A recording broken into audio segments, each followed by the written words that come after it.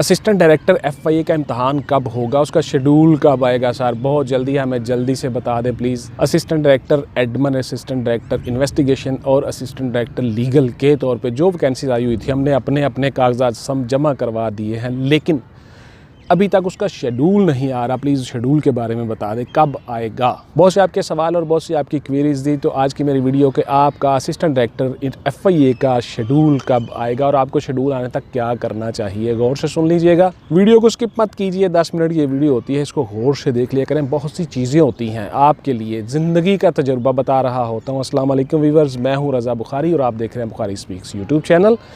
तो इस चैनल पे जैसा कि आपको पता है मैं आपको सर्विस ओरिएंटेड वीडियोस बना के देता हूं, जिसमें मैं आपको बताता हूं कि आपने वो डिज़ायर जॉब्स किस तरह से हासिल करनी है और किस किस मरहले से गुजरना है। इसके अलावा मुख्तलिफ कैडेट कॉलेजेस जो हैं पूरे पाकिस्तान में, उनके ऊपर भी मेरी वीडियोस पड़ी हुई हैं चैनल पे, आप उनसे भी फ़ायदा उठा सकते हो कि बच्चे जो हैं वो कैडेट कॉलेजेस में किस तरह से एडमिशन ले सकते हैं और कौन से कैडेट कॉलेज में क्या क्राइटेरिया है। ये सारी की सारी मेरी बहुत सी वीडियोस पड़ी हुई हैं चैनल पे। इसके अलावा जी मैं एक वकील हूँ, मेरा चैम्बर चल रहा होता है, बहुत से केसेस होते हैं कोर्ट्स में लगे हुए और वहाँ पे पेश होना होता है, इसलिए मेरे पास इतना टाइम नहीं होता जी। जब भी मुझे टाइम मिलता है, थोड़ा सा मौका मिलता है, मैं किसी पार्क में या किसी जगह पे जाके, घर में स्टूडियो भी मैंने बनाया हुआ है, मैं आपके लिए वीडियोस बना देता हूँ। गाड़ी में टाइम मिले तब बना देता हूँ, यानी मैं टाइम को ज़ाया नहीं करता हूँ। ये आप लोगों के लिए सीख भी है और नसीहत भी है जी, कि आप लोग टाइम को कभी ज़ाया मत करें। जब भी टाइम मिले कोई पॉजिटिव काम ज़रूर करें, कंस्ट्रक्टिव काम ज़रूर करें।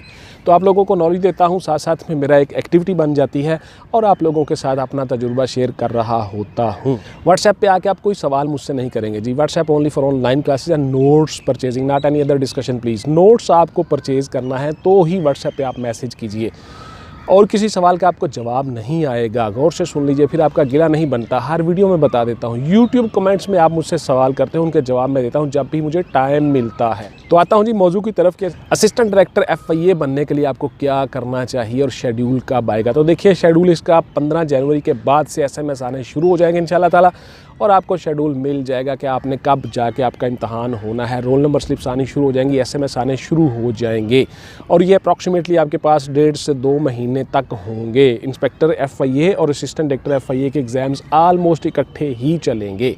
दोनों के 2-2 पेपर होंगे जी। डिस्क्रिप्टिव टेस्ट भी आपका होगा और MCQ का टेस्ट भी होगा। फिजिकल आपका नहीं है जी। Assistant director legal, assistant director admin और असिस्टेंट डायरेक्टर इन्वेस्टिगेशन, तीनों का आपका फ़िज़िकल नहीं है। फ़िज़िकल से मुराद ये है कि आपकी दौड़ नहीं है, पुशअप, सिटअप और चिनअप्स नहीं है। आपका फ़िज़िकल का मेडिकल होगा, वो अलग है, वो मेडिकल है, वो फ़िज़िकल नहीं है। बहुत से बच्चों को इबहाम है, वो कहते हैं कि सर इसका तो होता है, फ़लाँ होता है। तो बेटा आप लोगों को जिसका पता नहीं है उस पर बहस नहीं करते हैं। आपका मेडिकल अलग है, फ़िज़िकल अलग है। तो मेडिकल आपने करवा के साथ में भिजवा देना है, जो आप MS से करवाते हो, यानी मेडिकल स्टूडेंट से, जो सरकारी गवर्नमेंट के हॉस्पिटल्स होते हैं वहाँ से। तो इस तरह से आप उसमें कामयाब हो जाते हो। तो बेटा आप लोगों ने जब तक शेड्यूल नहीं आता, SMS नहीं आते, आपके पास टाइम है, तैयारी करें। अब तैयारी कैसे करनी है, आपके सवालों के जवाब देता हूँ, गौर से सुनते जाइएगा। चैनल को भी सब्सक्राइब कर लिया करें और बेल का आइकन दबा के ऑल पे ज़रूर क्लिक कर दें। बेशक मुझे अब इन चीज़ों की ज़रूरत नहीं है, चैनल मेरा बहुत आगे जा चुका है, ग्रो हो चुका है, लेकिन आप लोगों को ज़रूरत है बेटा। आप कहीं बिजी हो तो आपको नोटिफिकेशन आ चुका हो, और जब वापस आओ तो आप शाम को बाद में भी वीडियो देख लो जब भी आपको टाइम मिले, इसलिए ऐसा कर लिया करो। असिस्टेंट डायरेक्टर FIA के इम्तहान में सर सवाल कहाँ से आएंगे? तो देखिए हर पोर्शन से सवाल आएंगे। डिस्क्रिप्टिव टेस्ट भी होगा आपका, यानी आपने तहरीरी तौर पे लिखना होगा, कुछ ऐसा पोर्शंस होंगे। आपका ऐसे हो सकता है, आपकी एप्लीकेशंस हो सकती हैं, आपकी ट्रांसलेशन हो सकती है, पेरा वर्ड्स हो सकते हैं, ईडियम्स हो सकते हैं, सिनोनिम्स एंटोनिम्स हो सकते हैं, आपकी कंप्रीहेंशन हो सकती है और आपकी ट्रांसलेशन हो सकती है, टेंसेस आ सकते हैं। कुछ भी ऐसे लिखने के लिए आपको कहा जा सकता है। डिस्क्रिप्टिव पेपर में जब आपका MCQs का पेपर होगा तो वो 100 मल्टीपल चॉइस क्वेश्चंस का MCQ का पेपर होगा।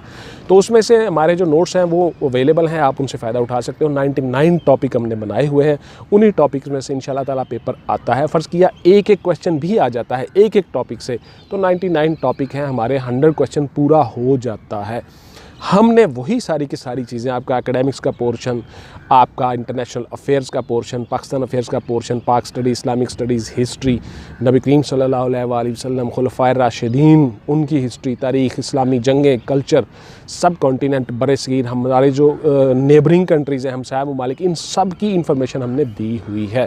तो आप उनसे फ़ायदा उठा सकते हो जी। बहुत से क्वेश्चंस, बहुत सी चीज़ें। उसके साथ साथ हमने आपको मुकम्मल एक क्राइटेरिया गाइडलाइन दी हुई है कि आपने सक्सेस, कामयाबी हासिल कैसे करनी है, सक्सेस होती क्या है और सक्सेस का राज क्या है, ये सारी की सारी चीज़ें भी नोट्सों में बताई हुई हैं। आप लोगों ने दोनों चीज़ों पे काम करना होता है, फिज़िकल पे भी काम करना होता है, उसके साथ साथ आपने अपने ब्रेन पे भी काम करना होता है। तो आप एक्सरसाइज और बॉडी के अलावा अपनी जब तैयारी करोगे, अच्छी तरह से नोट्स तैयार करोगे, तो वो आप इंशाल्लाह ताला कामयाब हो जाओगे। एकेडमिक्स की सर वजाहत कर दें जी, एकेडमिक्स क्या होता है और इसमें से कितने सवाल आते हैं। माशाल्लाह बहुत से बच्चे ऐसे होते हैं जिनको बिल्कुल बेसिक चीज़ों का भी नहीं पता। तो देखिए, एकेडमिक्स से मुराद आपकी दरसी तालीम है जो आपने स्कूल में हासिल की है, कॉलेज में हासिल किया या यूनिवर्सिटी में हासिल की हुई है। आपकी जो रेगुलर एजुकेशन है उसको हम एकेडमिक्स का पोर्शन कहते हैं। मैट्रिक किया, FA-FSC की, BA BSc किया, MA मास्टर किया, जो भी आपने पढ़ा हुआ है उसको एकेडमिक्स का पोर्शन कहा जाता है। और उसमें से अप्रॉक्सीमेटली 40% क्वेश्चन आते हैं। 35 to 40% क्वेश्चन आपके वही होते हैं जो आपके एकेडमिक्स में होते हैं, जो आपने पढ़ा होता है। पहली क्लास से लेकर 16 तक आपने पढ़ा हुआ है, 14 साल तालीम है आपकी, 16 साल है, जो भी आपने किया हुआ है, मास्टर किया हुआ, ग्रेजुएशन किया हुआ है, उसी में से सवाल आते हैं। तो इस पोर्शन को हम एकेडमिक्स कहते हैं। पेपर पैटर्न सर कैसा होगा असिस्टेंट डायरेक्टर FIA का, तो मैंने आपको बता दिया जी डिटेल के साथ। पेपर पैटर्न आपका 2 पेपर आपके होंगे। मल्टीपल चॉइस क्वेश्चन का पेपर अलग से होगा 100 MCQs का, और डिस्क्रिप्टिव पेपर अलग से होगा जिसमें ऐसे हो सकता है, जिसमें कोई स्टोरी राइटिंग हो सकती है, जिसमें कंप्रीहेंशन होगा, जिसमें पार्ट्स ऑफ स्पीच होंगे, ईडियम्स होगा, सिनोनिम्स होंगे, एंटोनिम्स होंगे। उसके साथ साथ आपके टेंसेस होंगे, आपको फिल इन दी ब्लैंक्स आ सकता है। यानी कि जैसे कि आपका इंग्लिश ग्रामर एंड कंपोजिशन का पेपर होता है, उसी तरह से सेम ये पेपर होगा आपका डिस्क्रिप्टिव का। और जो मल्टीपल चॉइस क्वेश्चन का पेपर होगा 100 मार्क्स का, वो सारे का सारा पेपर भी आपका उन्हीं 99 टॉपिक्स में से आएगा जो हमने अपने नोट्सों में आपको चीज़ें बताई हुई हैं। बहुत से बच्चे नोट्स ले चुके हैं, बहुत से बच्चे नोट्स ले रहे हैं, उनसे तैयारी कर रहे हैं। दिन रात डिवोशन और कमिटमेंट के साथ आपने तैयारी करनी है। कभी भी याद रखिएगा, प्लेट में रख के कोई नहीं देगा, आपको मेहनत करना होगी जी, चिल्ला काटना होगा, तभी आपको असिस्टेंट डायरेक्टर FIA लगाया जाएगा। ग्रेड 17 है, गाड़ी और घर आपकी एंटाइटलमेंट पे है, अच्छी जॉब है, अच्छी सैलरी, अच्छी तनख्वाह, ऑनर, इज़्ज़त। तो इसके लिए आपको मेहनत करना होगी जी, दिन रात पढ़ना होगा बहुत ज़्यादा कमिटमेंट के साथ, तभी आप कामयाब होंगे। मेरे जी 10 तारीख को पेपर है, मुझे जल्दी से नोट्स भिजवा दें। मेरा सुबह पेपर है, मुझे नोट्स भिजवा दें। इस तरह के स्टूडेंट नहीं चलेंगे पुत्र। कभी भी याद रखिएगा, आपकी एफ़र्ट से ज़्यादा आपको कभी नहीं मिलता। लैसा लिल इंसानी इल्ला मा सआ, जो जितनी कोशिश करता है मैं उसको उतना ही देता हूँ। रब्बे कायनात फरमा रहे हैं, मैं और आप लोग नहीं फरमा रहे। तो इसलिए गौर से सुन लें जी, आपको मेहनत करना होगी। क्या सर लड़के और लड़कियों का मेरिट अलग अलग बनेगा? ये बड़ा दिलचस्प सवाल मुझे लगा यूट्यूब कमेंट्स में, तो मैंने सोचा इसके ऊपर वीडियो में बताऊंगा, जिक्र करूंगा। तो देखिए, लड़के और लड़कियों का मेरिट अलग अलग से नहीं बनता है, मेरिट सेम बनेगा। आपका सीट्स और एलोकेशन के हिसाब से आपको वहाँ पे कैटेगराइज कर लिया जाता है। मिसाल के तौर पर फ़र्ज़ किया हमारे पास 10 सीटें हैं, तो उसमें से जो 10 कैंडिडेट जो है मेरिट के ऊपर आए हैं, उनमें से एक लड़की है, गर्ल है, तो उसको भी वो एक सीट मिल जाएगी। जेंडर की डिस्क्रिमिनेशन नहीं है, मेल फीमेल के लिए कुछ अलग अलग नहीं है, सेम पेपर होगा, सेम क्राइटेरिया होगा। आप लोगों को सीट्स के मुताबिक एलोकेट कर दिया जाएगा, दैट्स इट। अगर आप इस बात को गौर कर गए हैं, फॉलो कर गए हैं, तो फिर आपको समझ आ चुकी होगी। यानी अलग अलग मेरिट नहीं बनेगा। फ़र्ज़ किया जी 10 सीटें लड़कियों की हैं, तो लड़कियों का मेरिट अलग बन गया जी, उनका फ़र्ज़ किया 65 पे जाके बन गया और लड़कों का जाके 75 पे बन गया। ऐसा नहीं होता जी, अलग अलग मेरिट नहीं बनेगा, कंबाइन मेरिट बनेगा और सीट्स उसके बाद एलोकेट हो जाएंगी। जितने लोग उसमें फॉल करेंगे जेंडर डिस्क्रिमिनेशन के अलावा, तो ये सेम होगा जी, अलग अलग नहीं होगा।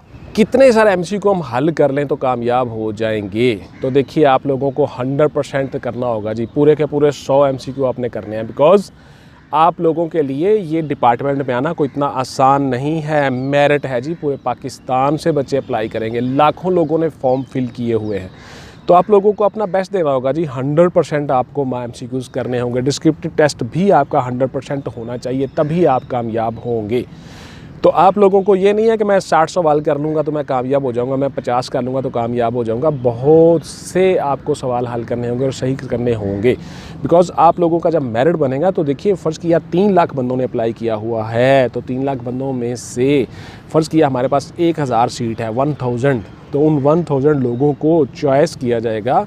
रिटर्न में उन लोगों को फ़र्ज़ किया एक सीट के अगेंस्ट 3 बंदों को बुलाते हैं तो 3000 निकल आएगा। फ़र्ज़ किया 5 बंदों को बुलाते हैं तो 5000 बंदा निकल आएगा, और 8 बंदों को बुलाते हैं एक सीट के अगेंस्ट तो 8000 बंदा क्वालिफाई करेगा। अब उन 3 लाख में से 8000 जो बंदा है, उस 8000 का जो आखिरी बंदा है 8000वां, यानी 7999 के बाद जो 8000वां बंदा है उसके नंबर है 71।